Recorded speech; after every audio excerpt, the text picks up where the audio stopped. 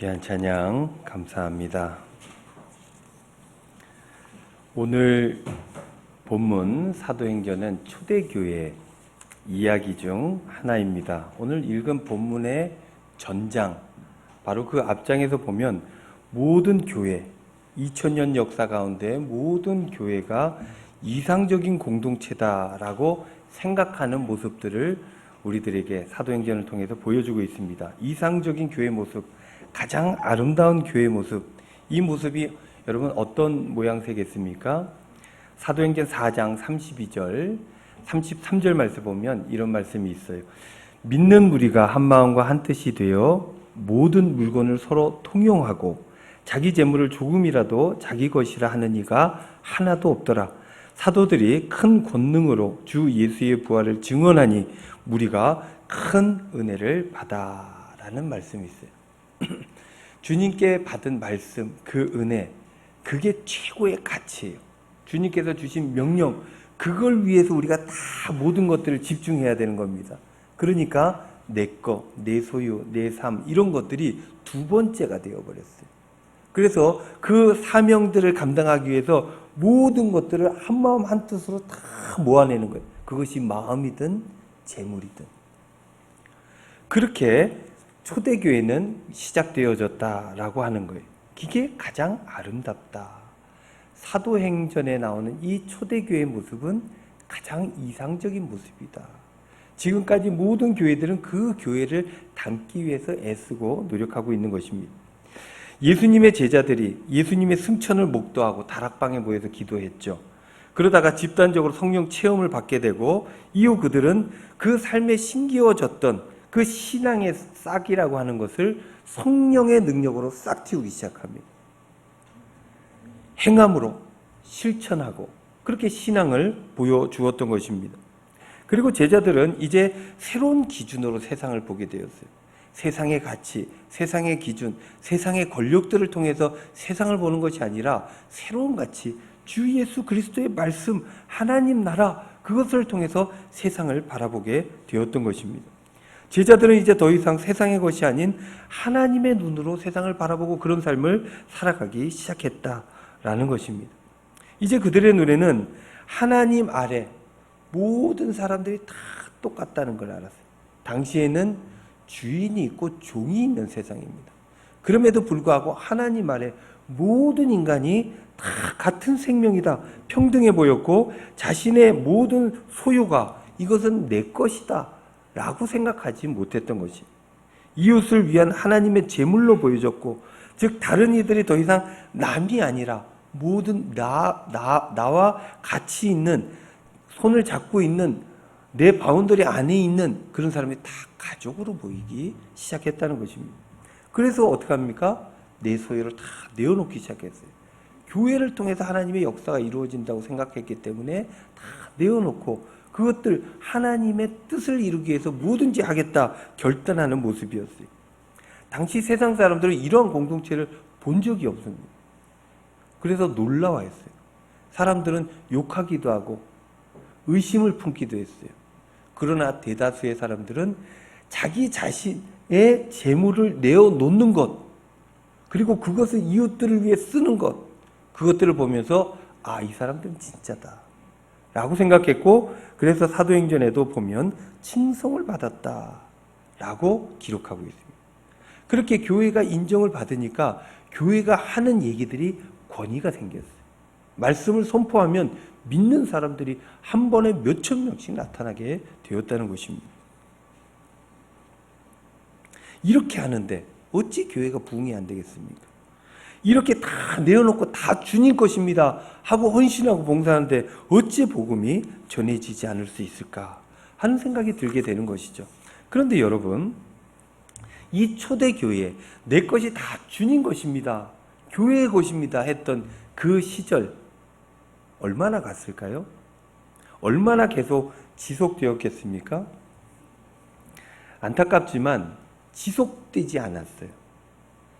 학자들에 의하면 이러한 모습은 오래가지 못하였다라고 이야기합니다. 모든 것을 하나님의 것으로 인식하고 함께 나누었던 그런 모습들은 개인의 이기심이 들어오자 조금씩 변질되고 바뀌어지기 시작했다는 것입니다. 이후 교회는 초대교회처럼 평등, 공동 소유 이런 예수님의 정신을 담아내기 위해서 대안을 만들어내야만 했습니다. 그래서 교회가 나름의 체계를 잡기 시작했어요. 법도 생기고 룰도 생기고 조직이 형성되게 되고 그 가운데 헌금은 어떻게 해야 되는지 절제도 하게 되고 방법을 만들어서 그것을 지키려고 애쓰고 그 일들을 감당하는 사람들이 생겨나고 그렇게 하나하나 교회라고 하는 것이 조직교회로서의 체계를 잡기 시작했다는 것입니다. 이러한 조직을 형성함으로 인해서 초대교회 평등과 공동 소유라는 모습들을 그대로 다 재현할 수는 없어도 그 의미를 놓치지 않으려고 정말로 애쓰고 노력했다라는 것이죠. 그리고 그 가운데 그 교회에서 또 희망을 보고 하나님 나라를 엿보게 되었던 것입니다. 그래서 지금까지 교회들은 초대교회의 모습 그대로를 닮을 수는 없어도 그 내용과 정신을 담아내기 위해서 애쓰고 노력한다는 거예요. 우리 은광교회도 마찬가지입니다. 완벽하지 않죠. 우리 교회가 완벽하지 않아요. 세상 모든 교회가 다 그렇습니다. 완벽할 수가 없습니다. 그럼에도 불구하고 우리 교회 안에는 섬김이 있어요. 나눔이 있어요.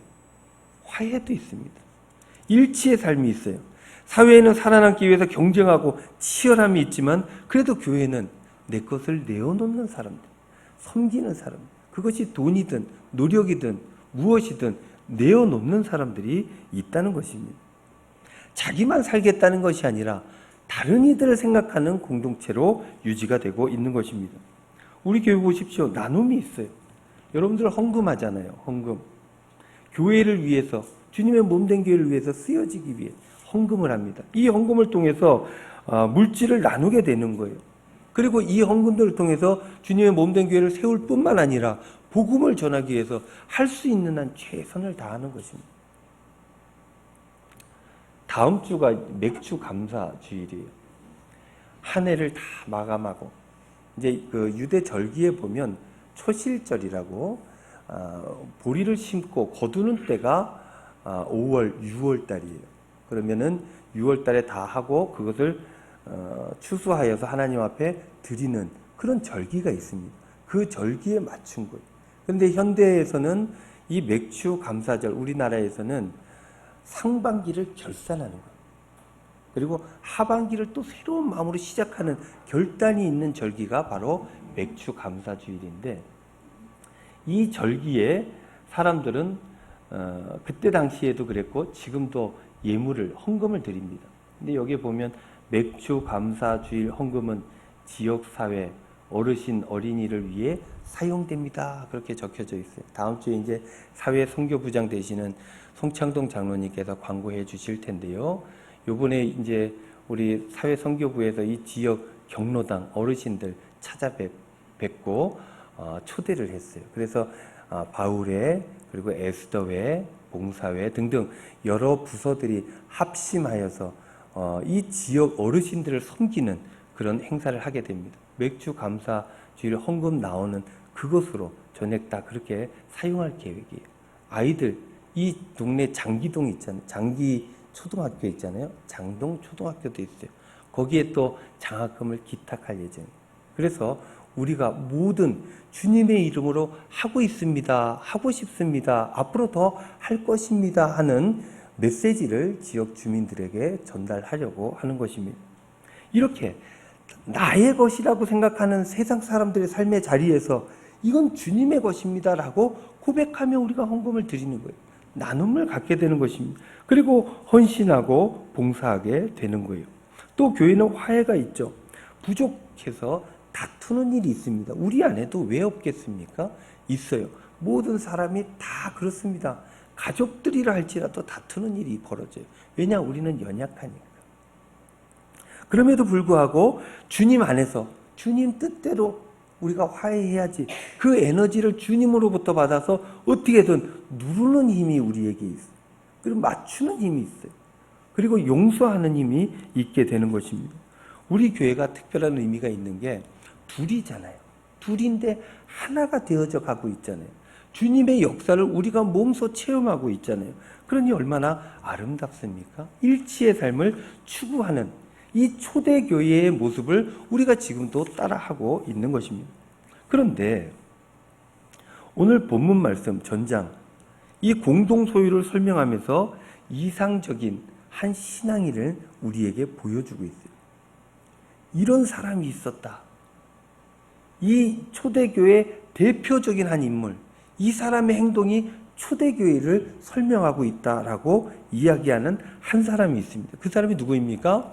바로 바나바입니다. 원래 이름은 요셉이었는데 사도들이 권위자라고 하는 이름을 붙여주었어요. 그래서 그 교회는 모두가 이를 바나바다 이렇게 불렀습니다. 이 바나바가 어떤 일을 했냐면 자신의 모든 재산을, 돈이 적지 않았던가 봐요. 모든 재산을 다 팔아서 교회에 내어놓았어요. 그리고 이 재산을 교회 공동체를 위해 모두 나누어 썼다. 그렇게 기록하고 있습니다. 최초의 교회, 초대교회에서는 이런 신앙인이 바나바만 있었던 게 아니에요. 바나바가 이를 대표했을 뿐이지 많은 사람들이 이런 일들에 동참하게 되었다는 것입니다. 그렇기 때문에 주님의 뜻이 그 공동체에 이루어지게 되었고, 이 공동체가 나아가 세상에 비전을 주고 생명을 주는 귀한 역할을 감당하게 되었고, 이 초대교회가 성장하고 퍼져나가면서 로마 전체를 말씀으로 뒤덮는 놀라운 역사가 있게 되었던 것입니다. 그런데요, 오늘 본문에 보면 이 바나바와 비슷해 보이긴 하는데 본질적으로 매우 다른 사람 한 명을 딱 내어놓고 소개를 합니다.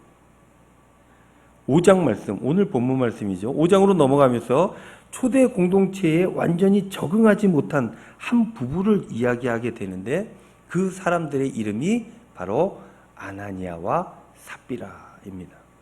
그들은 어떤 이유였는지 확실히 우리가 알 수가 없어요. 성경에 다 설명이 되어져 있지 않습니다. 그것을 우리가 알 수는 없지만 자신의 모든 재산을 다 바칠 수가 없었어요. 왜 그랬을까요? 아까웠을까요? 아니면 꼭 써야 되는 어떤 일들이 있었을까요? 아니면 가족 중에 누가 지금 말로 병원에 입원해서 병원비를 대야 되기 때문에 빼뜨려 놓은 것이 있었을까요? 그것이 어떤 것인지 우리는 알 수가 없습니다. 어쨌든 이들 부부는 바나바처럼 다 드릴 수가 없었던 거예요. 여기에서 질문을 한번 드려보겠습니다. 여러분들이 아나니아와 삽비라의 입장이었다면 어떻게 했을 것 같습니까? 모두가 다 이것은 다 하나님의 것입니다 하고 다 내어놔요. 돈이 많은 사람도, 바나바 같은 사람도 하고, 돈이 없어도 그럼에도 불구하고 그 가운데서도 이 교회 공동체 안으로 들어와서 나는 이 교회의 일원이고 하나님 나라 백성이고 주님의 제자이니 내가 가진 것들 다 드리겠습니다 하는 고백으로 다 이런 행위들을 합니다. 그런데 무슨 이유가 있어서 나는 다 바칠 수 없습니다 하는 생각이 드는 사람도 있을 것 아니겠습니까? 여러분들이라면 어떻게 했습니까? 주위에 다 바쳐요. 여러분들은 어떻게 하겠어요? 아나니아와 삽비라 부부는 어떤 이유인지 다 바치지 않은 게 사실입니다. 그러면 어떻게 해야 됩니까? 차선으로 처분한 재산 일부를 자신의 몫으로 떼어놓는 거예요. 그리고 나머지를 교회의 사도들에게 내어놓게 되었던 것입니다. 성도 여러분, 이게 나쁩니까? 여러분 어떻게 생각하십니까? 이게 잘못됐다고 생각하십니까? 아나니아 부부는 이상을 따라서 현실을 초월한 교회의 요청, 예수님의 요청을 다 따를 수가 없었던 것입니다. 그래서 짜낸 아이디어가 이것이에요. 현실적인 방법으로 전 재산을 다 바치는 것처럼 하고, 그럼에도 불구하고 사람들이 모르도록 나머지 일부를 감추어 두었던 것입니다. 겉보기에는 어떻게 해요? 바나바처럼 하고 온전한 신앙의 모습으로 하되 실제 내용은 좀 빼돌린 것입니다. 오늘 제목처럼 무늬만 바나바처럼 하는 선택을 그들이 했던 것입니다. 그냥 그들이 자기 가진 것의 일부를 내어놓았다면 그것으로 너무 아름다운 일 아닙니까? 너무 귀한 일 아니에요? 그러나 성경은 그 일들로 인해 큰 문제가 발생했다라고 기록하고 있는 거예요. 제3자가 보기에는 바나바 같이 하고 아나니아는 스스로는 이득을 챙겼다는 거예요. 제3자가 보면 아나니아나 바나바나 똑같이 보입니다. 차이가 나지 않아요. 하지만 그 다른 내용의 결과는 엄청나게 달랐어요. 바나바는 권위자라고 하는 이름을 얻었어요. 교회의 큰 명예를 얻게 됐고 하나님께 큰 영광을 올리게 되었던 것입니다. 공동체에서 그렇게 인정받는 사람이 되었지만, 그 공동체에서 꼭 필요한 사람이 되었지만, 아나니아와 삽비라는 그 금액이 얼마인지 모르겠어요. 오히려 바나바가 냈던 것보다 더 많을 가능성도 없잖아요. 있지 않습니까? 반을 냈다 손치더라도 더 많을 가능성도 없잖아요. 있는 거예요. 그럼에도 불구하고 아나니아와 삽비라는 베드로의 저주를 받고 그 자리에서 즉사했습니다. 본문 5장 2절 말씀 이후에 그 이야기가 나와 있어요. 본문 한번 말씀 띄워주시겠습니까? 세 번역으로 한번 가져와 봤습니다. 그때의 베드로가 이렇게 말하였다. 아나니아는 들으시오. 어찌하여 그대의 마음이 사탄에게 홀려서 그대가 성령을 속이고 땅값의 얼마를 몰래 떼어놓았소. 그 땅은 팔리기 전에도 그대의 것이 아니었소. 또 팔린 뒤에도 그대의 마음대로 할 수 있었던 것이 아니었소. 그런데 어찌하여 이런 일을 할 마음을 먹었소. 그대는 사람을 속인 것이 아니라 하나님을 속인 것이요. 5절. 아나니아는 이 말을 듣고 그 자리에서 쓰러져서 숨졌다. 이 소문을 듣는 사람은 모두 크게 두려워하였다. 이렇게 아나니아의 죽음에 대해서 쓰고 있습니다. 삽비라도 똑같이 되었습니다. 이 말씀을 보면서 그런 생각을 합니다. 나는 어떤 사람인가? 바나바인가? 아니면 아나니아와 삽비라인가? 아니, 좀 더 정확하게 표현하면 바나바 쪽에 가까운가? 아니면 아나니아 쪽에 가까운가? 그런데요, 아무리 생각을 해봐도, 아무리 부인하고 싶어도 실제 우리의 삶의 모습은 언제나 아나니아 쪽에 가깝습니다. 모든 것을 초월한 바나바 같은 신앙인, 그런 사도였으면 좋겠지만 현실적으로 우리가 그렇게 못한다는 거예요. 예수님의 말씀을 받고 그의 제자라고 스스로 생각하지만 예수님 말씀을 다 지킬 수가 없습니다. 그 실수하고 넘어지기도 하고 본의가 아니기도 하고 본의이기도 하고 모른 척하기도 하고 사람들을 속이기도 하고 나를 속이기도 하고, 그럼에도 불구하고 어떻게 합니까? 다 하는 것처럼 거치장을 하고 살아간다는 거예요. 교회 안에서도 내가 신앙생활을 몇 년 했는데, 내가 이 교회를 해서 헌신하고 봉사한 게 얼마인데, 내가 아니면 누가 하겠어? 스스로가 그렇게 생각하지 않는다 할지라도 그렇게 보여지려고 한 번씩 으름장을 놓기도 하고 큰 소리를 치기도 하고. 사실 우리들은 가족 공동체 하나 초월하지 못합니다. 우리의 소유를 초월하지 못한다는 거예요. 원수를 사랑하고 모든 것을 다 내어주라는 그 예수님의 이상적인 그 말씀, 그 예수님의 이상적인 말씀과 가르침, 그리고 현실 사이에서 늘 고민합니다. 고민하면서도 그 갭을 줄이지를 못합니다. 그게 우리들의 모습이라는 거예요. 그래서 우리들은 무늬만이라도, 보여지는 것만이라도 바나바처럼 살아가야 되겠다라고 생각하고 그렇게 사는 것은 아닌지 우리는 이 시간 한번 돌아봐야 한다는 것입니다. 만약 그렇다면 성경 말씀대로 이야기한다면 살았으나 죽은 인생인 것입니다. 속이는 것, 성령을 속이는 것, 죽음에 치닫는다라는 것을 보여주는 것 아니겠습니까? 이게 참 고민입니다. 바나바, 베드로처럼 모든 것을 다 내어놓는 부분에 동의하는 것이 현실적으로 어렵지 않습니까? 안 되지 않습니까? 그렇다고 아나니아와 삽비라처럼 늘 속이며 살 수 있는 일도 아닌 것입니다. 그러면 여러분 어떻게 해야 됩니까? 무늬만 신앙인이기도 어렵고 진짜 신앙인이 되자니 그건 더 어렵고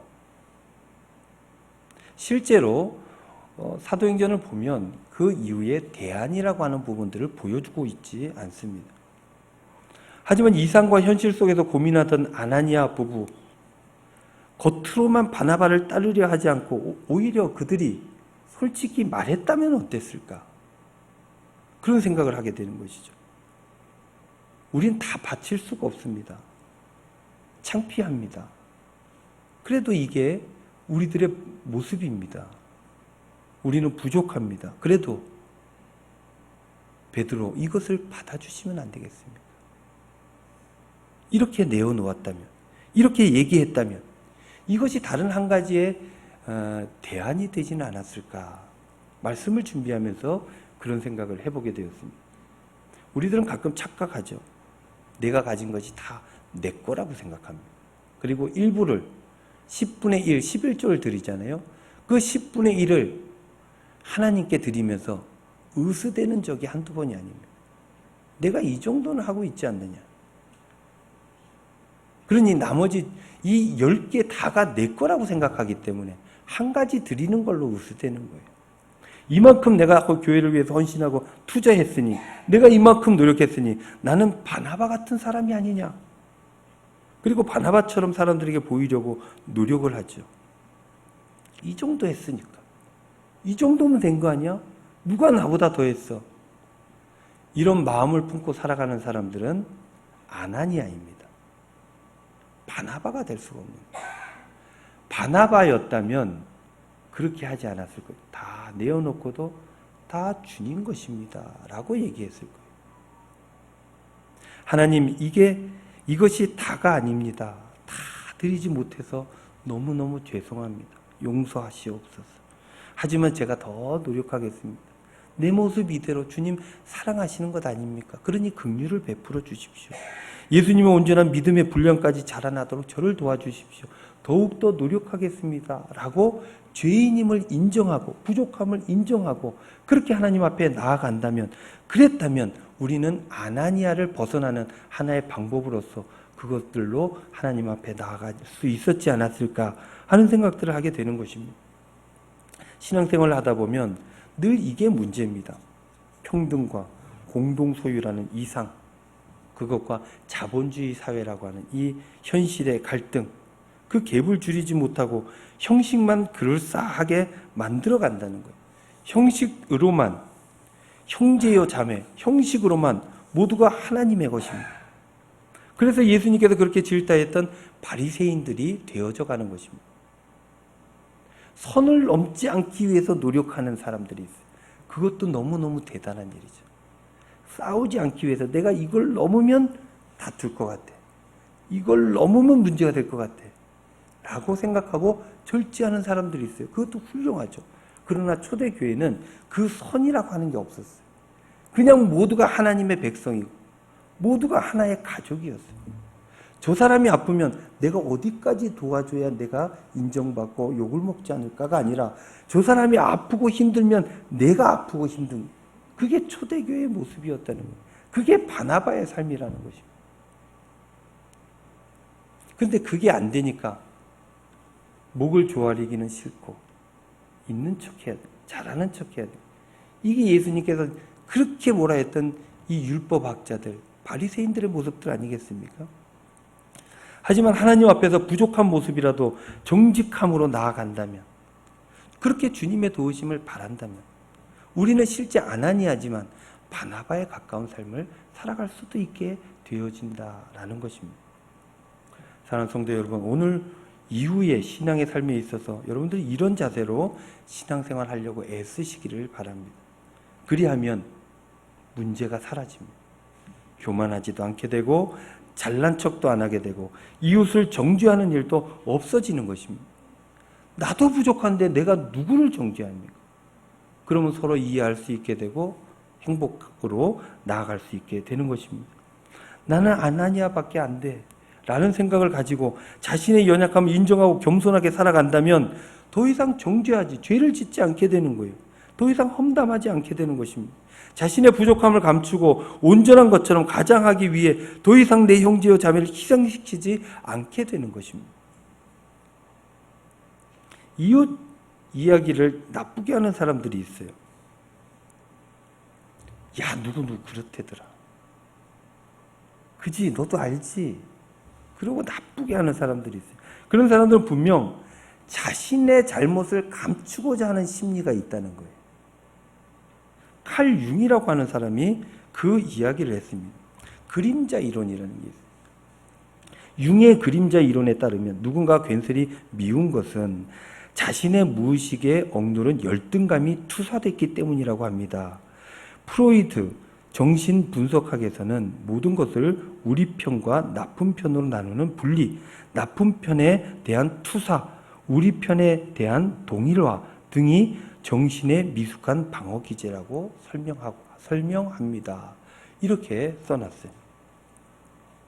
다 나쁘게 얘기하는 거는 자기가 나쁜 줄 알기 때문이에요. 저 사람이 나보다 더 나빠져야 내가 좀 덜 나쁜 거죠. 물속에 빠지면은 저 사람을 죽여서 내가 살려고 하지 않습니까? 그러한 심리들이 있다는 거예요. 이런 방어 기제들이 다 있다는 거예요. 그러나 내가 연약한 줄 알고, 내가 잘못된 줄 알고, 내가 모자란 줄 알고 하나님 앞에 나아가는 사람은 굳이 그걸 인정했기 때문에 저 사람을 내 밑으로 누를 필요가 없다는 거예요. 그래서 정죄하지 않게 된다는 거죠. 사랑하는 성도 여러분, 죄인된 우리가 정직해지면 그러면 겸손할 수 있습니다. 겸손함으로 주님 앞에 나아가면, 그렇게 주님의 도우심을 바라면 주님께서 긍휼히 여기시고 도와주셔서 끝내 승리하게 된다라는 것입니다. 이게 행복으로 나아가는 방법이고 하나님 나라에 사는 방법입니다. 부족함을 인정하는 것. 인정할 때 하나님은 절대 그 손을 놓지 않습니다. 더 불쌍히 여기고 긍휼히 여기죠. 여러분들 아이들 어렸을 때 다들 양육하면서 그랬잖아요. 진심으로 회개하면 그 아이 회초리 들 수가 없습니다. 이미 아는데 끌어안게 되죠. 괜찮다라고 얘기합니다. 그리고 이 아이가 더 상처받을까 봐 끌어안고 부족한 걸 채워주는 게 부모의 마음이다. 우리가 그런다면 하나님께서 우리를 끌어안고 괜찮다라고 얘기해 주시고 하나님 나라를 소개시켜 주신다라는 거예요. 이러한 정직함으로 하나님 앞에 나아가 복된 삶을 누리시는 저와 여러분들 다 되시기를 우리 주님의 이름으로 축원드립니다.